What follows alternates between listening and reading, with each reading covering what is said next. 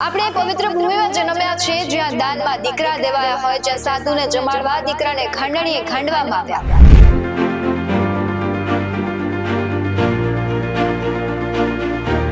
ત્યારે સમય આવ્યો છે કે આજે આપણે સંવેદના બતાવીએ।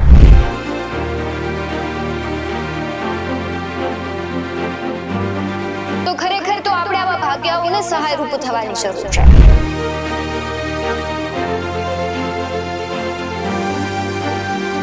ખેડૂતોની લાચારીને સમજી સરકાર સહાય પૂરતું સીમિત ન રાખે પણ સમાજે આગળ આવવું પડશે।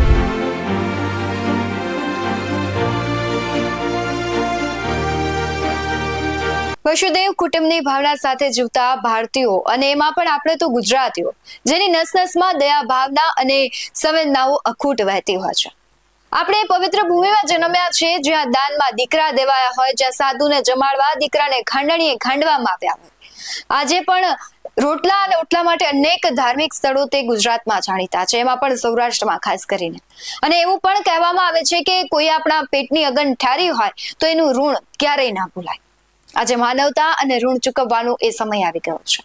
જગતનો તાત આજે પારાવાર મુશ્કેલીનો સામનો કરી રહ્યો છે, ત્યારે જીવતરના દરેક દિવસનો તેને પહાડ જેવડો ભાર લાગી રહ્યો છે। ત્યારે સમય આવ્યો છે કે આજે આપણે સંવેદના બતાવીએ અને રાજ્યના ખેડૂતને ફરી બેઠો કરીએ। ન માત્ર સરકાર પણ રાજ્યના ઉદ્યોગપતિઓ, કારખાનેદારો, સામાજિક સંસ્થાઓ બધાનું આજે કર્તવ્ય બને છે કે આપણે તેમની વહારે આવીએ। નમસ્કાર, BS9 ટીવી ન્યૂઝમાં આપની સાથે હું ભૂપતિ વિશાવડિયા। જગતના તાત પર ક્યાંક કુદરત કૃપાયમાન થયો હોય તેવી પરિસ્થિતિનું નિર્માણ થયું છે। કટાણે વરસી કયું વેર કુદરત વાળતો હોય તે આજે નથી સમજાતું, પણ એનાથી વિશેષ એ છે કે આ સંકટથી ભાંગી ગયેલા ખેડૂતને ઊભા કેવી રીતે કરીશું। સૌ કોઈ જાણે છે કે રાજ્યના ખેડૂતોનો ઊભો અને તૈયાર થઈ ગયેલો સોના સમાન પાક કુદરતના કાળા કહેરથી નષ્ટ થઈ ગયો છે। પાક નુકસાનીની સહાય હાલ રાજકીય પાર્ટીઓ તેમની માંગ કરી હતી અને ત્યારે સંવેદના બતાવી સરકારે પણ ટેકાના ભાવે ખરીદીમાં વધારો કર્યો છે। પણ શું ખેતી માત્ર જેના 7/12માં નામ હોય એ જ કરે છે? તો તેનો જવાબ છે ના। સૌ કોઈ જાણે છે કે આજકાલ જેને ખેતરો છે તે ધીમે ધીમે નોકરી ધંધા તરફ વળી રહ્યા છે। ગામડાઓમાંથી ધીમે ધીમે લોકો શહેર તરફ પલાયન કરી રહ્યા છે, ત્યારે ખેતરોમાં વધારે પડતા પરપ્રાંતીય લોકો છે તે મજૂરી કરી રહ્યા છે, તે ખેતી કામ કરી રહ્યા છે અને હવે ખેત માલિકો જે છે એ ભાગે આપી દે છે અને એમાં આખું વર્ષ વાવેતર કરવાનું ને અમુક ટકા હિસ્સો છે ખેત માલિકોને આપવાનું, બાકી ભાગ્યાઓને ભાગે બધું આવતું હોય છે। પણ નુકસાન થાય ત્યારે ભાગ્યના હાથમાં કશું નથી આવતું, તેને નુકસાન પણ ભોગવવાનો વારો આવે છે, સરકારી સહાય તેમને નથી મળતી। તો ખરેખર તો આપણે આવા ભાગ્યાઓને સહાયરૂપ થવાની જરૂર છે। ખેત માલિકોને તો અમુક અંશે સરકાર વળતર અથવા સહાય આપશે, પણ ભાગ્યાઓનું કોણ? શું આપણે તેમની બહારે નહીં આવે? સામાજિક સંસ્થાઓ છે, ઉદ્યોગપતિઓ છે, તેમને તેમની બહારે આવવું પડશે અને તેમને ભાંગતા બચાવવા પડશે। વિપક્ષ ખેડૂતો સહિત આવા ભાગ્યાઓને લઈને પણ સહાયની માંગ કરી રહ્યું છે, કારણ કે કમોસમી વરસાદથી આમની પણ કમર તૂટી ગઈ છે। ખેડૂતોની લાચારીને સમજી સરકાર સહાય પૂરતું સીમિત ન રાખે પણ સમાજે આગળ આવવું પડશે। સમાજના સદ્ધર લોકોએ ખેડૂતોની મદદ કરવી જોશે અને આજે તારું મારું બધું છોડી આપણું દુઃખ સમજી સહભાગી બનીશું તો જગતના તાતને પડેલું દુઃખ અમુક અંશે તો આપણે દૂર કરી શકીશું। ગયા વર્ષે દિવાળી નજીક કમોસમી વરસાદ વરસ્યો હતો, ત્યારે BS9ની ટીમ દ્વારા અલગ અલગ વિસ્તારોમાં જઈને ખેડૂતો, ભાગ્યાઓ અને પરપ્રાંતીય મજૂરો છે તેમની મદદ કરવામાં આવી હતી। કપડા તથા મીઠાઈ અને સૌથી મહત્વની વાત એ છે કે તેમના દુઃખને અમે વાચા આપી હતી। એક પ્રયત્ન કર્યો હતો કે આપણે છે તેમના દુઃખ, અત્યારે જે કમોસમી વરસાદ પડ્યો છે તેમને કેટલું નુકસાન થયું છે અને કદાચ એ અવાજ સરકાર સુધી પહોંચે અને સરકાર તેને સહાય કરે તેવો અમે પ્રયત્ન કર્યો હતો।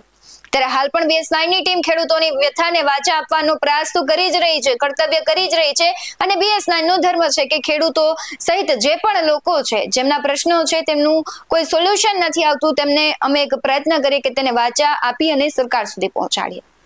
અને છેલ્લા 2 દિવસથી આપણે જોઈએ છે કે ઉદ્યોગપતિઓ છે તે ખેડૂતોની મદદ કરી રહ્યા છે। મૂળ બાદલપુર ગામના અને અમદાવાદ સ્થિત સૌરાષ્ટ્રના ઉદ્યોગપતિ દિનેશ કુંભાણી ખેડૂતોની વારે આવ્યા છે। પોતાના વતન સહિતના 4 ગામના જે કમોસમી વરસાદથી જે પાક ગુમાવનારા ખેડૂતો છે તેને પ્રતિ હેક્ટર 11,000 રૂપિયાની માતબાર સહાય ચૂકવવાની તેમણે જાહેરાત કરી છે। આ જાહેરાતથી બાદલપુર, સાંખળાવદર, સેમરાળા અને પ્રભાતપુર ગામના 1200 થી વધુ ખાતેદારોમાં દિવાળી જેવો હાલ માહોલ સર્જાયો છે। ત્યારે એક વિનંતી ખેત માલિકોને પણ છે કે તમને તો સરકાર મદદ કરશે અમુક અંશે, પણ તમારા ભાગ્યને ભાંગવા નથી દેવાના. તમે તમારી જાતને તેની જગ્યાએ મૂકીને જોજો. આજે એ સમય આવી ગયો છે કે આપણે પણ ઉદારતા દર્શાવીએ અને તેમની વારે આવીએ. ખાતેદારો છે તેમને અમુક અંશે સહાય કરશે સરકાર, પણ સમગ્ર જેનું દુઃખ છે તો કોઈ નહીં દૂર કરી શકે. આ કુદરતી આપદા છે અને કદાચ કોઈ પ્રયત્ન કરે તેમ છતાં પણ 100% તો ક્યારેય કોઈનું દુઃખ કોઈ હરી જ નથી શકતું. પરંતુ અમુક અંશે મદદ કરી એના દુઃખના સહભાગી બનીએ તો ક્યાંક તેમને હળવાશ અનુભવાશે. બાકી એવા પણ કિસ્સાઓ આપણે જોયા છે કે ભાણવડમાં અને ગીર સોમનાથમાં ખેડૂતોએ આપઘાત કર્યા છે. એટલે આવો સમય કોઈની જિંદગીમાં ન આવે અને કોઈનું જીવનનું દીપ ન બુજાય તેનું પણ ધ્યાન રાખીએ. આપણી માનવતા છે તેને મહેકાવીએ, કારણ કે એક માનવ ધર્મ છે કે દયા કરવી. કોઈ દુઃખમાં છે તો એનું દુઃખ હરવાનો પ્રયાસ કરવો. અને આ બધી જ વાત છે આજે બધાને કહેવી છે જેની પાસે આર્થિક સદ્ધરતા છે તેમણે કદાચ જો 1 વર્ષ પણ કામ ધંધો નહીં કરે અથવા તો 1 મહિનાની વાત કરીએ કે તમે ન કમાઓ તોય તમારું ઘર ચાલી જાય. એ આજે રાજકારણીઓને કે પણ કેવું છે કે જો તમારી પાસે તમને એટલો સરકાર પગાર ચૂકવે છે તો તમે 1 મહિનાનો પગાર આ લોકોની સહાયમાં આપો, જેથી કરીને ક્યાંક આપણે જે ભાંગી પડેલા ખેડૂતો છે, ભાગ્યાઓ છે, તેમને મદદ કરી શકીએ. આવા જ વધુ અહેવાલો સાથે ફરી મળતા રહીશું. તમે અમારી YouTube ચેનલને સબસ્ક્રાઇબ કરવાનું, અમને Facebook અને Instagram પર ફોલો કરવાનું ભૂલશો નહીં. બાકી અવનવી અપડેટ્સ મેળવવા માટે આપ જોતા રહો BS9 TV ન્યૂઝ. નમસ્કાર.